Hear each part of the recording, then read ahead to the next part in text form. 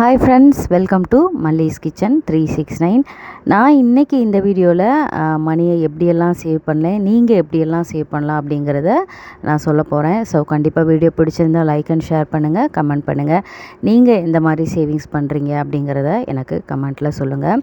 First வந்து பார்த்திங்க அப்படின்னா, நான் வந்து போஸ்ட் ஆஃபீஸில் என்னோடய பொண்ணுக்கும் பையனுக்கும் பொண்ணுக்கு வந்து செல்வ மகள் சேமிப்பு திட்டம், பையனுக்கு வந்து பிபிஎஃப். ஸோ இதை வந்து நீங்கள் செய்யலை அப்படின்னா கண்டிப்பாக செய்யுங்க. ஏன் அப்படின்னா இதுக்கு வந்து இன்ட்ரெஸ்ட் வந்து ஜாஸ்தி. ஸோ நமக்கு பசங்களுக்கு 17 வயசுக்கு மேலே நம்ம ஒரு ஸ்டடீஸ்க்கோ எஜுகேஷனுக்கோ இல்லை வந்து மேரேஜ்க்கோ நமக்கு நல்லாவே யூஸ்ஃபுல்லாகும். ஸோ கண்டிப்பாக இதில் வந்து ஒரு பெனிஃபிட் என்ன அப்படின்னா, நமக்கு எவ்வளோ அமௌண்ட் இருக்கோ அவ்வளோ போட்டுக்கலாம். மாதம் மாதம் கட்டணும்னு கிடையாது. நீங்கள் ஒரு மந்த்து கட்டலை அப்படின்னா அடுத்த மந்த் நம்ம சேர்த்து பண்ணிக்கலாம். ஸோ கையில் எப்போல்லாம் பணம் இருக்கோ அப்போல்லாம் நம்ம கட்டிக்கலாம். இது ஆரம்பிக்கலை அப்படின்னா கண்டிப்பாக ஸ்டார்ட் பண்ணிடுங்க. ரெண்டாவது விஷயம் அப்படி பார்த்திங்கன்னா, நகைச்சீட்டு போடுறது. நாங்கள் வந்து 5000 போட்டிருக்கோம். ஸோ உங்களால் எவ்வளோ முடியுமோ நீங்கள் போடலாம். ஏன்னா நீங்கள் இயர்லி அது 11 மாதம் கட்டுற மாதிரி வரும். அப்போ வந்து நீங்கள் உங்களுக்கு தேவையானதை நீங்கள் சிம்பிளாக வாங்கிக்கலாம்.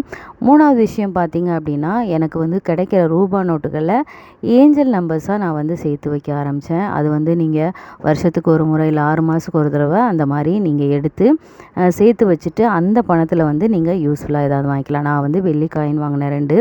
நான் வந்து ஒரு 3 மந்த்ஸாக தான் சேர்த்து வச்சேன். அதுலேயே நான் வந்து 2 காயின் வாங்கினேன். ஸோ கண்டிப்பாக இது வந்து நல்ல ஒரு யூஸ்ஃபுல்லான மெத்தடுன்னு நான் சொல்லுவேன். நமக்கு வந்து கோல்டு வாங்க முடியலன்னா கூட நம்ம வெள்ளி காயின் வாங்கிக்கலாம்.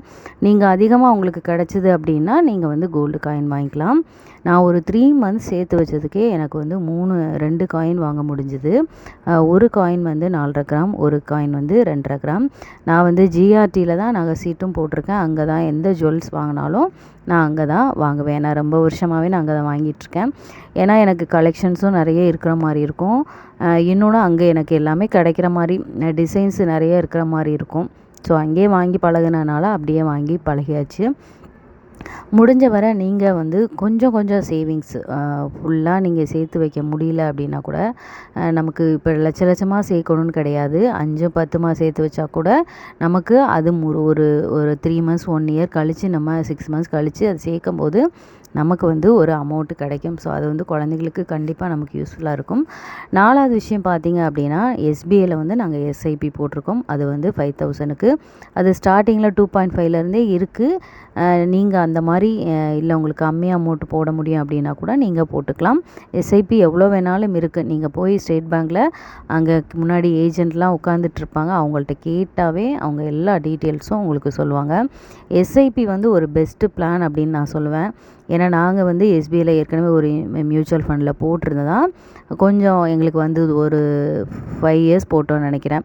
அதில் வந்து ஒரு அமௌண்ட் இருந்தது. நாங்கள் பாப்பாவுக்கு வந்து 3 பவுன் வந்து செயின் மாதிரி நாங்கள் எடுத்தோம். ஏன்னா நம்ம பெண் குழந்தைகளை வச்சுருக்கனால கொஞ்சம் நம்ம நகை சேவிங்ஸ் பண்ணி தான் ஆக வேண்டி இருக்குது. ஏன்னா எனக்கு இப்படி நமக்கு ஏறும்னு தெரியல. இல்லைன்னா நாங்கள் வந்து துபாயில் இருக்கும்போதே நிறைய நகை எடுத்திருப்போம்.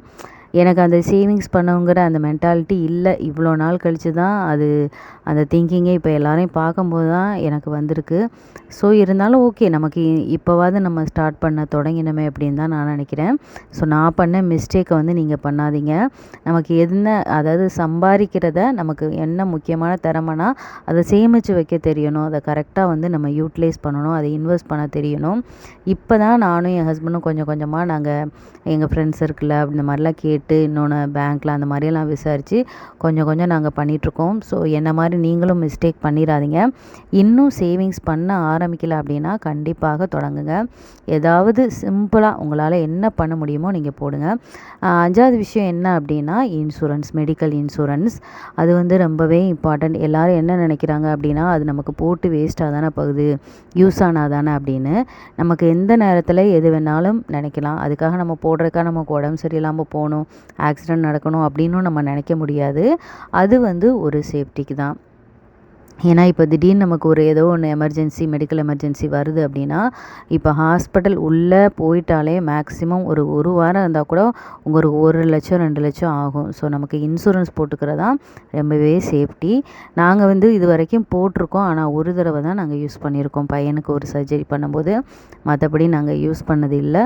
ஸோ அதுக்காக நம்ம போடாமல் இருக்க முடியாது. நமக்கு ஹெல்த் இஷ்யூ இருக்கிறனால போட்டு தான் ஆகணும். நாங்கள் வந்து ஃபேமிலியாக எல்லாருக்கும் சேர்த்து போட்டிருக்கோம். நீங்கள் அந்த மாதிரி விசாரித்து நீங்கள் போட்டுக்கோங்க. மெடிக்கல் இன்சூரன்ஸுங்கிறது ரொம்பவே நமக்கு இப்போது இந்த காலகட்டத்தில் ரொம்பவே முக்கியம்.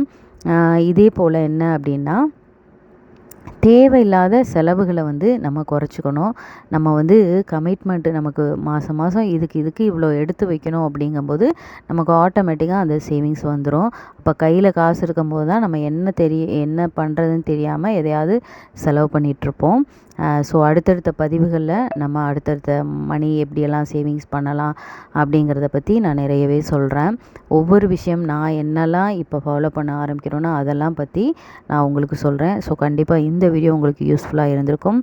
மறக்காமல் லைக் அண்ட் ஷேர் பண்ணுங்கள், கமெண்ட் பண்ணுங்கள், சேனலுக்கு சப்போர்ட் பண்ணுங்கள். நீங்கள் எந்த மாதிரி சேவிங்ஸ் பண்ணுறீங்க அப்படிங்கிறத சொல்லுங்கள். ஏன்னா எனக்கு தெரியலைன்னா அது எனக்கு யூஸ்ஃபுல்லாக இருக்கும். ஸோ எனக்கும் யூஸ்ஃபுல்லாக இருக்கும், நம்ம சேனலை பார்க்குற எல்லோருக்கும் யூஸ்ஃபுல்லாக இருக்கும்.